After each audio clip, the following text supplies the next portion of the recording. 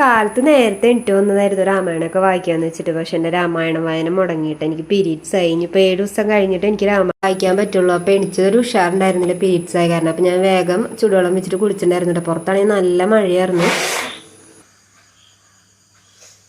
കാലത്തെണിട്ട് ഇതാണ് എൻ്റെ അവസ്ഥ കേട്ടോ. തുമ്മലും ചീറ്റലാണ്. അപ്പോൾ അത് കഴിഞ്ഞ് കഴിഞ്ഞാൽ പിന്നെ ഇതേ പോയി കുളിച്ചിട്ടുണ്ടായിരുന്നു കേട്ടോ. കുളിച്ച് കഴിഞ്ഞിട്ട് പിന്നെ നേരെ അടുക്കളയിൽ വന്നിട്ട് ഞാൻ ചോറിനുള്ള വെള്ളം വെച്ചിട്ടുണ്ടായിരുന്നു. എന്നിട്ട് അരിയിൽ ഞാൻ ഉപ്പിട്ടിട്ട് അരി ചൂടുവെള്ളം വെച്ച് വെച്ചിട്ടുണ്ടായിരുന്നു. അപ്പോൾ കുടിക്കാൻ വയ്ക്കുന്ന വെള്ളത്തിൽ നിന്നായിട്ട് ഞാൻ ഇതിലേക്ക് അരിയിലേക്ക് വെള്ളം എടുത്ത് ഒഴിക്കാറുള്ളത്. അത് കഴിഞ്ഞപ്പോൾ ഇതേ വേഗം അടിച്ചു കോരി ഉണ്ടായിരുന്നു കേട്ടോ. അപ്പോൾ അടിച്ചു കോരി ഉണ്ടായിരുന്നു. അടിച്ചു കോരലൊക്കെ കഴിഞ്ഞപ്പോഴും ഓർത്തുണ്ടായിരുന്നു ഞാൻ വെള്ളം തിളപ്പിച്ച വെള്ളം ഞാൻ ചൂടാറാൻ വെച്ചിട്ടുണ്ടായിരുന്നില്ല. അപ്പോൾ ഇന്ന് ജീരക വെള്ളമായിരുന്നു ഉണ്ടാക്കിയിട്ടുണ്ടായിരുന്നു. അപ്പോൾ അത് കുറച്ച് ഞാൻ ഏട്ടന് കൊണ്ടുപോകാൻ വേണ്ടി മാറ്റി വെച്ചിട്ടുണ്ടായിരുന്നു. ഏട്ടന് ഇപ്പോൾ 2-3 ദിവസമായി ചുമയായ കാരണം അപ്പോൾ ജീരകവെള്ളമാട്ടോ കൊണ്ടുപോകുന്നത്. അപ്പോൾ ഞാൻ ആ ജീരകവെള്ളം തന്നെ ചൂടോടെ ഞാനും കാലത്ത് കുടിച്ചിട്ടുണ്ടായിരുന്നു. കുടിക്കൽ കഴിഞ്ഞ് അരി കഴുകി അടുപ്പിലിട്ടുണ്ടായിരുന്നു. അത് കഴിഞ്ഞ് കറി വെക്കാനായിട്ട് ചെറുപയറും കഴുകി വെച്ചിട്ടുണ്ടായിരുന്നു. അപ്പോൾ അരി തിളച്ച് കഴിഞ്ഞപ്പോൾ ഞാൻ റൈസ് കുക്കറിൽ ഇറക്കി വെച്ചിട്ടുണ്ടായിരുന്നു. എന്നിട്ട് പിന്നെ ചെറുപയർ അടുപ്പിൽ വെച്ചിട്ടാണ് വേവിക്കാനായിട്ട് ഉപ്പിട്ടിട്ട്. അത് കഴിഞ്ഞപ്പോൾ പിന്നെ തുടച്ചിട്ടുണ്ടായിരുന്നു. തുടക്കലൊക്കെ കഴിഞ്ഞ് പുറത്തിറങ്ങിയപ്പോഴേക്കും ഒന്ന് വെയിൽ ഉദിച്ച് വരുന്നുണ്ടായിരുന്നു. ഇത്രയും ദിവസം മഴയായിരുന്നു. ഇവിടെ നല്ല മഴയാണെങ്കിൽ നമുക്ക് കുഴപ്പമൊന്നുമില്ല. പക്ഷെ എല്ലാവിടെയും അങ്ങനെയല്ല. ഭാഗ്യത്തിന് നമുക്ക് ഇവിടെ കുഴപ്പമില്ല. അത് കഴിഞ്ഞപ്പോൾ ഞാൻ തുടയ്ക്കണ കോലൊക്കെ ഒന്ന് സോപ്പ് വിട്ടിട്ട് ഒന്ന് കഴുകിയിട്ടുണ്ടായിരുന്നു. ദോശ ഉണ്ടാക്കാൻ വേണ്ടി മാവറുത്ത് പുറത്ത് വെച്ചു. അപ്പോഴേക്കും പിന്നെ ഏട്ടണിച്ചിട്ടുണ്ടായിരുന്നു.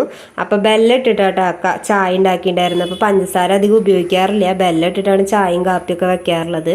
അത് കഴിഞ്ഞപ്പോൾ പിന്നെ എൻ്റെ തലയിലത്തെ തോർത്തൊക്കെ ഒന്ന് അഴിച്ച് ഞാൻ മുടിയൊക്കെ ഒന്ന് ഇങ്ങനെ തോർത്തിയിട്ടുണ്ടായിരുന്നു. മുടിയിൽ നിന്ന് തോർത്തൊക്കെ മാറ്റി മുടി കെട്ടി വെച്ചിട്ടുണ്ടായിരുന്നു. അത് കഴിഞ്ഞപ്പോൾ ചെറുപയർ വെന്തുണ്ടായിരുന്നു. അപ്പോൾ കുത്തിക്കാച്ചാട്ട ചെയ്തിട്ടുണ്ടായിരുന്നു. കുറച്ച് ചെറിയുള്ളിയും വെളുത്തുള്ളി ഇടും. പിന്നെ അതിലേക്ക് കുറച്ച് കറിവേപ്പിലയും കുത്തിപ്പൊടിയും മുളക് പൊടിയും മഞ്ഞപ്പൊടിയൊക്കെ ഇട്ടിട്ട് അതിങ്ങനെ മൂത്ത് വരുമ്പോൾ അതിലേക്ക് ഉപ്പിട്ട് വേവിച്ച് ചെറുപയർ ഇട്ട് കൊടുക്കുന്നിട്ട് നന്നായിട്ടൊന്ന് മിക്സ് ചെയ്യും. ചെറുപയർ ഇങ്ങനെ കറി വയ്ക്കാത്തവരുണ്ടെങ്കിൽ ഒന്ന് വെച്ച് നോക്കിയിട്ട് അഭിപ്രായം പറഞ്ഞോളൂ. അത് കഴിഞ്ഞിട്ട് ചാറ് കൂട്ടാനായിട്ട് തക്കാളിയും പരിപ്പായിരുന്നു വെച്ചിട്ടുണ്ടായിരുന്നു. അത് കഴിഞ്ഞപ്പോൾ അടുക്കളയൊക്കെ ഒന്ന് തുടച്ചു വിട്ടിട്ടുണ്ടായിരുന്നു. തിരുമ്പാനുള്ള ഡ്രസ്സൊക്കെ വാഷിംഗ് മെഷീനിൽ ഇട്ടിട്ട് കുറച്ച് പാത്രങ്ങൾ കഴുകി വെക്കാണ്ടായിരുന്നു. പാത്രങ്ങളൊക്കെ കഴുകിയിട്ടുണ്ടായിരുന്നു. അത് കഴിഞ്ഞ് പാത്രം കഴുകൽ കഴിഞ്ഞിട്ട് ഞാൻ അകത്ത് കയറാമെന്ന് വെച്ച് നിൽക്കുമ്പോഴേക്കും അമ്മേന്ന് പറഞ്ഞിട്ട് പൊന്നമ്പിളി ഓടി വന്നിട്ടുണ്ടായിരുന്നു. അപ്പോൾ പൊന്നമ്പിളിക്ക് 2-3 ദിവസമായിട്ട് ജലദോഷമുണ്ട്. അപ്പോൾ പിന്നെ നല്ല മഴയാണല്ലോ പുറത്ത്. അപ്പോൾ നല്ല തണവുണ്ടായിരുന്നു. രാത്രിയും പകലൊക്കെ തണവ്. അപ്പോൾ ഷൊട്ടർ ഇട്ടിട്ടായിരുന്നു കിടന്നുറങ്ങിയിട്ടുണ്ടായിരുന്നത്. എന്നിട്ട് വന്നപ്പോൾ കയ്യോടെ മുടിയൊക്കെ കെട്ടി കൊടുത്തിട്ടുണ്ടായിരുന്നു. അത് കഴിഞ്ഞിട്ട് അവളെ എണിറ്റ് വന്നത് ഇങ്ങനെ ഇട്ട് കൊഞ്ചിച്ച് ഇങ്ങനെ ഉമ്മ വയ്ക്കണതൊക്കെ ഭയങ്കര ഇഷ്ടമായിട്ടോ. അപ്പോൾ അവളെ എണിറ്റ് കഴിഞ്ഞപ്പോൾ പിന്നെ ഞാൻ എൻ്റെ റൂമിലത്തെ ബെഡൊക്കെ ഒന്ന് കുടഞ്ഞ് വിരിച്ചിട്ടുണ്ടായിരുന്നു. ഇന്നത്തെ വീട് ഇത്രയേ ഉള്ളൂ. ബായ്.